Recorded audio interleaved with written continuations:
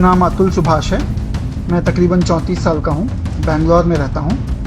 आज मैं suicide commit करने जा रहा हूँ। This is a travesty of justice. It is a gross misuse of law. I have seen how 498A has been misused. Atul Subhash, ये नाम रिसेंटली आपने अपने सोशल मीडिया पर हर जगह देखा होगा। देखिए, ये एक 34 साल के एग्जीक्यूटिव थे, बेंगलोर में काम कर रहे थे। इनकी पत्नी थी, एक बच्चा था, पर फैमिली कोर्ट सिस्टम से इतना ज़्यादा तंग आ चुके थे कि इनको अंत में सिर्फ एक ही रास्ता दिखा। इन्होंने खुद अपना जीवन ही खत्म कर दिया और मरने से पहले इन्होंने पूरी 1 घंटे की एक वीडियो रिकॉर्ड करी है और 24 पेजों का एक नोट भी लिखा है, जिसमें पॉइंट वाइज इन्होंने मेंशन किया है कि किन किन लोगों ने इन्हें हरास किया एंड क्यों। इन द एंड जब इन्होंने अपनी आखिरी वीडियो अपलोड करी इंटरनेट पर, तो उसका टाइटल रखा this ATM will be permanently closed, क्योंकि ना इनका ये कहना था कि फैमिली कोर्ट सिस्टम ने इनको सिर्फ एक ATM बना रखा है। और अगर ना आप पूरे भारत में देखोगे तो आपको कई सारे ऐसे मेल्स मिलेंगे जो डाइवोर्स के बाद की प्रोसीडिंग्स होती है, जो इनको एलुमिनी पे करनी पड़ रही है अपनी एक्स वाइफ्स को। इन सब की वजह से, इन सब के प्रेशर की वजह से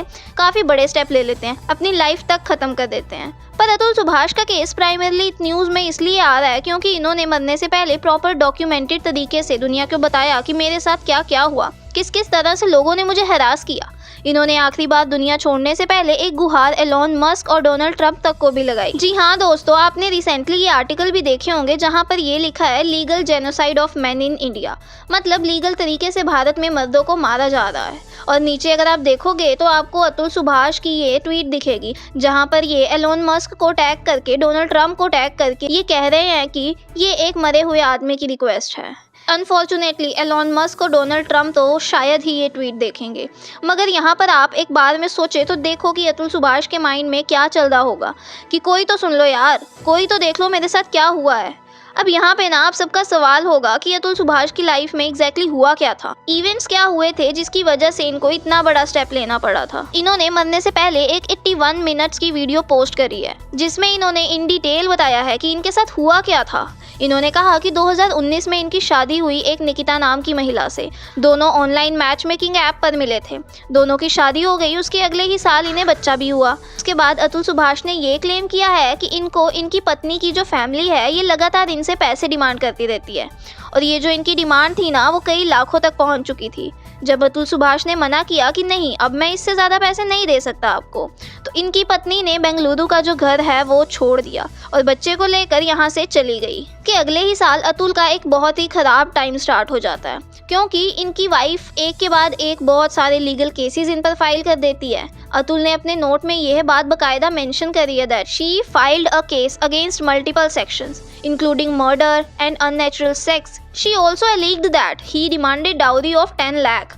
एंड आपको पता है भारत में जो डाउरी लॉ है वो बहुत ज़्यादा सख्त है। सेक्शन 498A ये इतना पावरफुल सेक्शन है कि देखो, इससे महिला के हाथ में इतनी पावर आ जाती है कि उसको बस आरोप लगाना होता है और ना सिर्फ हस्बैंड बल्कि उनकी पूरी फैमिली, सब लोग जेल में जाएंगे।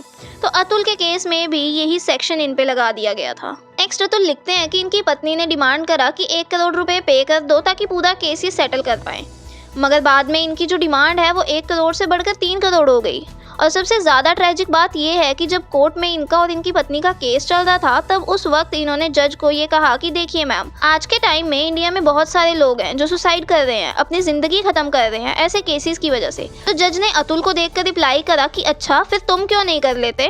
बहुत ही ज़्यादा क्रूअल रिमार्क था ये।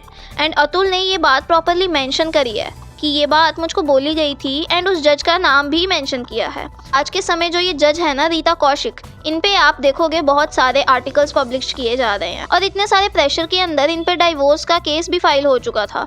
ये एलुमिनी भी बता रहे हैं 40,000 पर मंथ पे कर रहे थे। इन सब की वजह से इन्होंने इन द एंड अपना जीवन त्याग दिया। स्पेसिफिकली इन्होंने एक बात यही मेंशन करी कि इनकी कॉन्वर्सेशन हुई थी उनकी एक्स वाइफ से, जहाँ पे इनकी एक्स वाइफ ने इनको ये भी कहा कि तुमने अभी तक खुद को मारा क्यों नहीं है।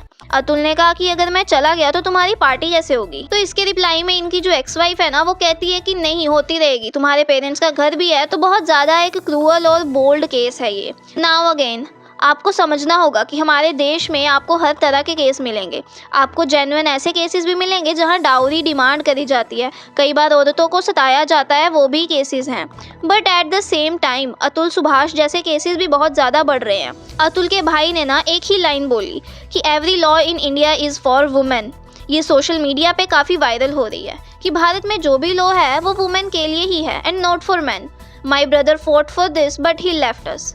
अब देखना ये है कि अतुल के केस से हमारा देश कुछ सबक लेगा या फिर अनफॉर्चुनेटली ये केस भी थोड़े दिन सुर्खियों में होगा और फिर लोग इसे भूल जाएंगे बाकी केसेस की तरह। So let me know in the comment section what is your opinion about this case and thank you for watching.